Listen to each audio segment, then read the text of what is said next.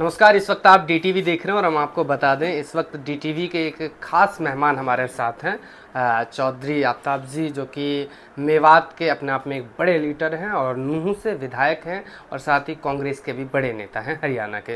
तो सर, बहुत बहुत स्वागत है आपका डीटीवी न्यूज़ में। सर, आज हम चुनाव को लेकर चर्चा करेंगे। ये चुनावी चर्चा होगी। आपका जो लोकसभा क्षेत्र है उसकी भी बातें करेंगे, साथ ही हरियाणा की राजनीति के ऊपर भी हम थोड़ी नज़रें डालेंगे। तो सबसे पहले कि आपकी जो लोकसभा में तैयारियां चल रही हैं, गुरुग्राम लोकसभा में, तो किस तरह की तैयारियां भी चल रही हैं सर?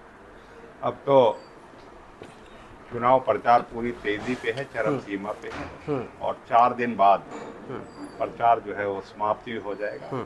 दौरे चल रहे हैं, मीटिंग चल रही हैं और अपनी कवायद जो है चुनाव की पूरी चरम सीमा पे है।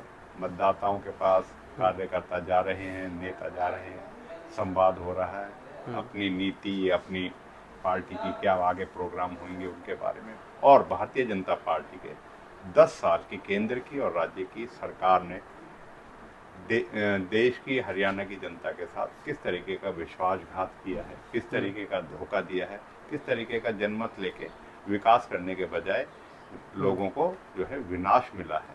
और मैं यही कहूँगा कि आज जन आक्रोश है कांग्रेस पार्टी के प्रति, इंडिया गठबंधन के प्रति, जो देश में संविधान और लोकतंत्र बचाने के लिए एनडीए के मुकाबले में बना है।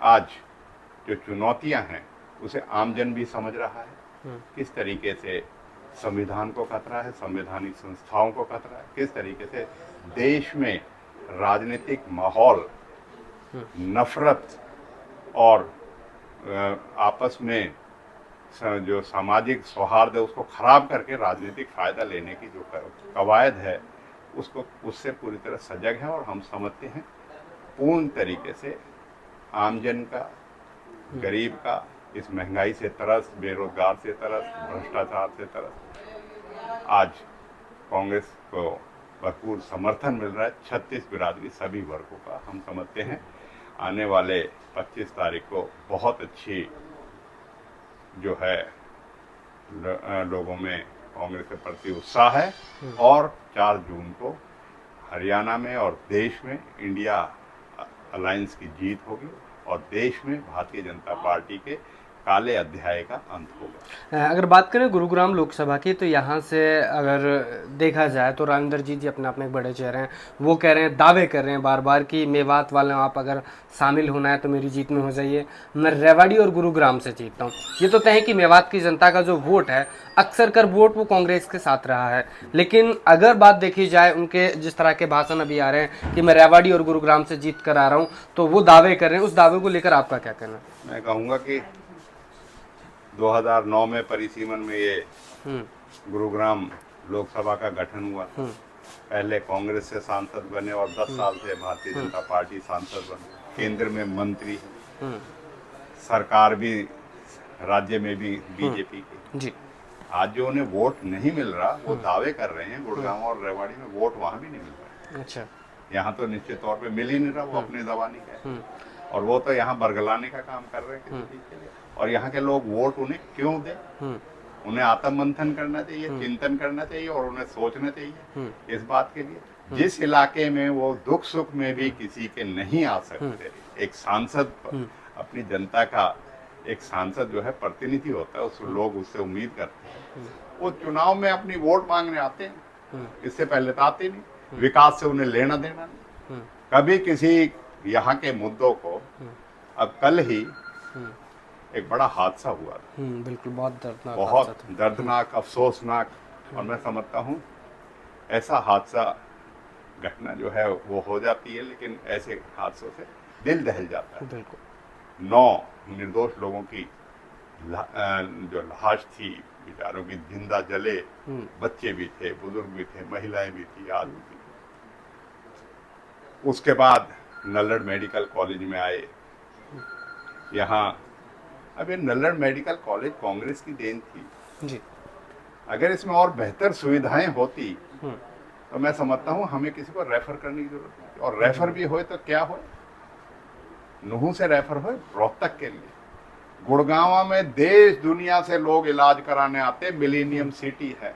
यस। शर्म आनी चाहिए राव इंद्रजीत को कि वहां सरकारी सुविधाएं नहीं है, जिसकी वजह से रोहतक भेजना पड़ा। मतलब ये केंद्रीय मंत्री रहा है, उसके बाद ही इस बात की उम्मीद करता है कि करेगा। और ये तो सरकार की विफलता है। इसको अगर बेहतर शहीद हसन का मेडिकल कॉलेज बेहतर तरीके से अगर इसका संचालन होता जैसे हमने बनाया था, तो इसमें मरीज को हमें आगे भेजने की जरूरत नहीं, सुविधाएं पूरी होती। तो मैं समझता हूँ कि सुविधाएं नहीं थी, इसी वजह से गुड़गांव में तो लेके नहीं गए, क्योंकि वहां का सरकारी अस्पताल बन ही नहीं रहा। बिल्कुल। तो मिलेनियम सिटी का और प्रतिनिधित्व करते हैं, कहीं दावा कर रहे हैं कि मेरे को वहां से वोट, कहीं कह रहे हैं मुझको आखिरी चुनाव है। भाई लोगों को तो अपने विकास से मतलब है, लोगों को अपनी सुविधाओं से मतलब है। आप प्रतिनिधि हैं तो प्रतिनिधि की तरह आपका जो है आचरण रहना चाहिए।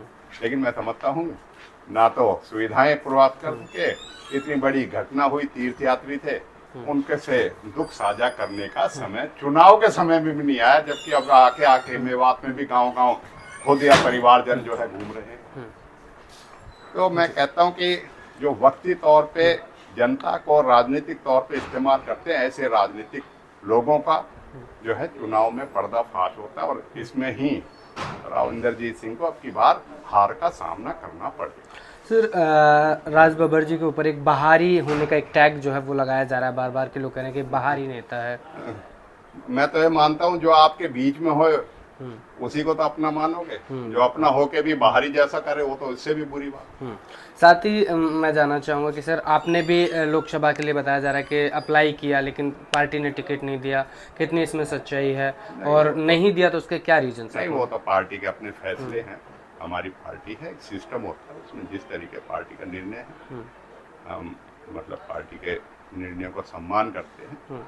हम प्रतिनिधित्व करना चाहते हैं, हमारे जो है इच्छा है, और यही नहीं, मैं पहले भी हमेशा चुनाव लड़ने का, लोकसभा चुनाव लड़ने का इच्छुक रहा हूँ सर। तो इसमें कोई नहीं, और आगे चल के अभी उम्र भी है, पार्टी का भी वो है, जब होगा प्रयास रहेगा हमारा, और जब जनता का पार्टी का हमें कभी आदेश मिलेगा तो हम जरूर अपनी कोशिश जारी रखेंगे। सर बहुत पुरानी मांग है, 248 है, बहुत मतलब सबसे बड़ी एक रोड है मतलब मेवात के अंदर, इसमें आज तक इसको 4 लाइन की मांगें चलती रही हैं। सरकार से क्या ये मांगे आपने की, तो क्या कुछ रहा है? आप विपक्ष में रहे हैं, तो ऐसी ऐसी मांगे हैं, चाहे पानी की हों, चुनाव के वक्त में यहाँ सारी चीज़ें हो जाती हैं कि रॉयल यूनिवर्सिटी भी आपको मिलेगी, रॉड भी मिलेगा, पानी भी मिलेगा, रेल की सीटियाँ की भी यहाँ दावे और वादे किए जाते हैं। लेकिन जैसे ही चुनाव ख़त्म हो जाता है, अब 19 के बाद फिर से 24 आ गया, और 24 में फिर चुनाव हो रहे हैं, तो चुनाव में फिर वही इसी तरह की आवाज़ें रही हैं, सुन रहे हैं लोग, लेकिन होता नहीं है। ये क्यों है? देखो, इसमें कोई दोहराई नहीं, हमारी ये ज़रूरत भी है और ये हमारी मांग है, लेकिन इसकी गहराई में जाए 248 है, कांग्रेस ने मार्च 2014 में इसको NHAI करके 4 लेन कर दिया था। इस नालायक सरकार ने 2018 में उस 4 लेन को ड्रॉप कर दिया, और मुंबई एक्सप्रेसवे बन रहा है, इसलिए नहीं बनना जो वास्तविकता है। क्योंकि हमने जब 2019 में विधायक बने तो हमने सरकार से मांग उठाई, तो उन्होंने लिखित में हमें जवाब दिए। और ये सरकार जो है विफल सरकार इसीलिए है, ये नेता इंद्रजीत जो है इसीलिए विफल है, ये इन चीजों को, मांगों को नहीं कराने का। नितिन गडकरी से आज तक तो मिला नहीं, कहीं और की बातें करता होगा, लेकिन यहाँ की कोई बात नहीं करी। इसी तरह रेल के लिए कांग्रेस ने और मैंने स्वयं हरियाणा सरकार का पत्र दिया था कि आधा आधा खर्चा राज्य सरकार और केंद्र सरकार वहन करेगी और इसको करे, और वो हमारे रेलवे बजट में शामिल हो गया था। 2014 से अब तक जितने रेलवे बजट आए हैं उसमें उसके 1 पैसा जो है केंद्र ने, तो ये चीजें इन्होंने विकास को यहाँ का रोकने का काम किया। कांग्रेस ने सारी परियोजनाएं कर दी थी, लेकिन दुर्भाग्यवश 2014 के बाद राज नहीं बना, उसके बाद इन्होंने रोक दिया, और इसीलिए आज जनता का रोष है इनके प्रति कि हमें हमारा हक जो है देने के बजाय उसको छीन लिया। साथ ही हरियाणा में हाथ का साथ कितनी सीटों पे चाह रहे हैं सर? कितनी सीटों पे लग रहा है कि अब की बार हाथ का साथ? आप मीडिया के लोगों ने और सब में पहले शुरू में ये हुआ था कि कांग्रेस का मुकाबला ही नहीं है, कहीं है तो 1 या 2 सीट में है, लेकिन टिकट वितरण होए, सामने 400 पार की बातें की जाए। नहीं, वो तो भूल जाओ, 200 पार भी नहीं होएगा उनका। तो हरियाणा में 1 या 2 सीट पे मुकाबला था। आज मैं कह सकता हूँ कांग्रेस 10 की 10 लोकसभा में और 1 विधानसभा करनाल का उपचुनाव है। 11 की 11 सीटों में इंडिया कांग्रेस गठबंधन जो है जीत हासिल करने जा रहा है। लोगों का जबरदस्त उत्साह, लोगों का प्यार, आशीर्वाद हमें मिल रहा है और भारतीय जनता पार्टी की जन विरोधी नीतियों और जन आक्रोश के खिलाफ हरियाणा का जनमानस हरियाणा कांग्रेस को, इंडिया गठबंधन को अपना आशीर्वाद देने जा रहा है। चलिए, बहुत बहुत धन्यवाद। लगातार आप हमारे साथ देखते रहें। आज हमारे साथ खास मेहमान रहे आफ्ताब जी, जिन्होंने बताया कि हम लोग हरियाणा में 10 के 10 सीटें और अपनी गुरुग्राम लोकसभा की सीटें यहाँ से इसको भी निकाल रहे हैं। साथ उन्होंने बताया कि चाहे यहाँ रेल की बात हो, चाहे खूनी रोड का नाम जिसे दे दिया गया है 248 से, उसकी बात हो, तो सारी बातें जो उन पर उन्होंने विस्तार से बातें की। आप लगातार हमारे साथ देखते रहें। कैमरा पर्सन इस्माइल मन्नान के साथ मैं आपका अपना अजय कुली, DTV से। धन्यवाद।